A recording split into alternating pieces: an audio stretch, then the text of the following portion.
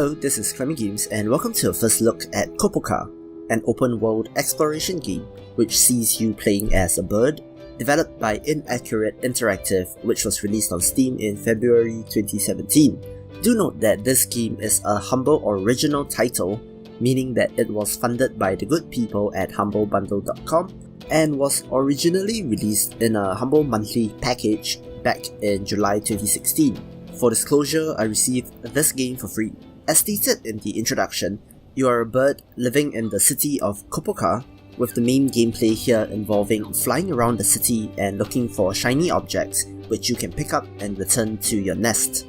Copoka falls into the walking simulator type category of games, which are generally light on gameplay and focus more on storytelling, either through player choice and consequence, or through environmental storytelling, where this game utilizes the latter.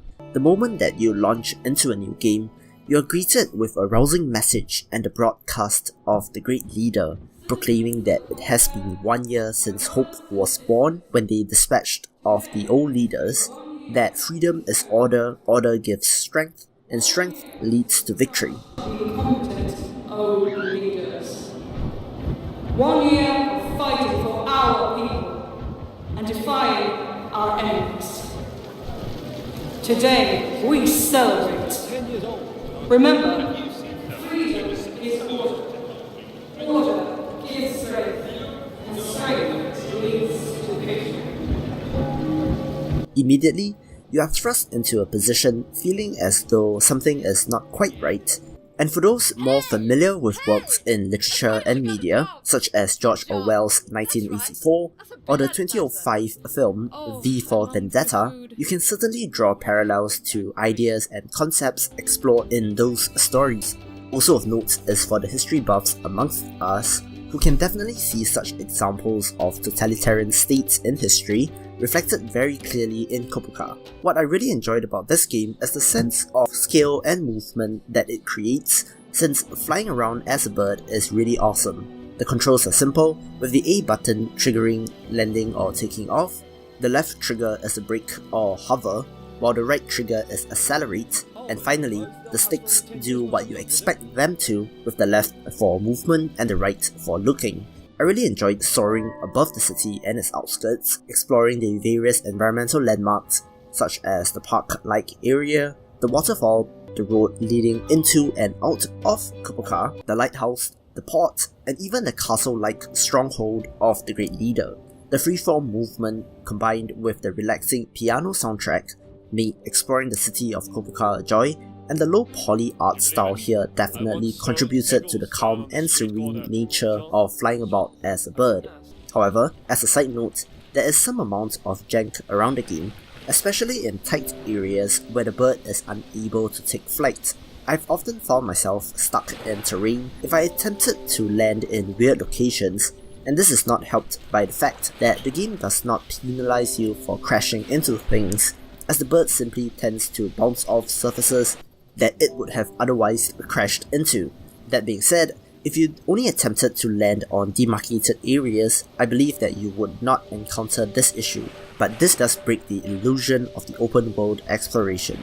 As a bird, while your main objective is picking up shiny trinkets, the game does also highlight conversations of interest with yellow feathers. Flying to these areas and holding the left trigger allows you to hover in the air while you listen in on the conversation that the people of Copoka are having. From these little bits of information, you can slowly piece together what is happening in the city, that there are rumors that the Great Leader is suppressing dissent by quarantining an entire district of the slums due to a supposed flu virus. Elsewhere, a man is terribly upset that his son has passed away due to the flu and the lack of medicine available. Listening in on the military guards does tell a story that certain members are disgusted that they have to go into the slums to keep the peace. We have stories of heartbreak, of a man seeking his daughter that voluntarily enlisted in the military but is denied access to visit, and of the Grand Leader struggling to maintain a grip on the city. There are whispers in the slums of a revolution, and of rebels killing guards and stealing supplies, all in the name of the people, which, hauntingly, sounds just like the propaganda that is spewed from the broadcast towers. It is these little stories which are told that are really interesting and compelling, making it such that flying around and picking up things isn't as boring as it should be. Finally, a minor issue that I had was stretches of flying about, simply looking for the next conversation or the next shiny object to pick up.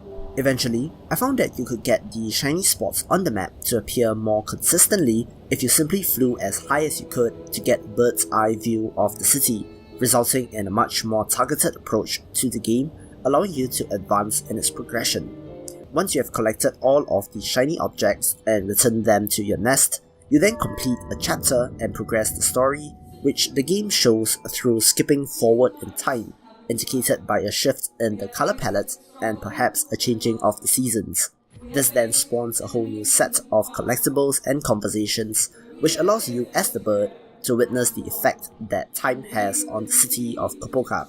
While light in traditional gameplay, I found Copoka to be an interesting little interactive experience, putting you in the role of a silent observer. It tells the story of Copoka in a very nuanced way, and the freedom of flying as a bird is contrasted with the oppressive nature of the totalitarian regime. I enjoyed this short little narrative experience and think that it is worth a look. Anyway, that will do it for this video. Thank you for watching. If you enjoyed it, please don't forget to like, share and subscribe. Leave a comment if you like. Thanks again, and I will see you in the next video.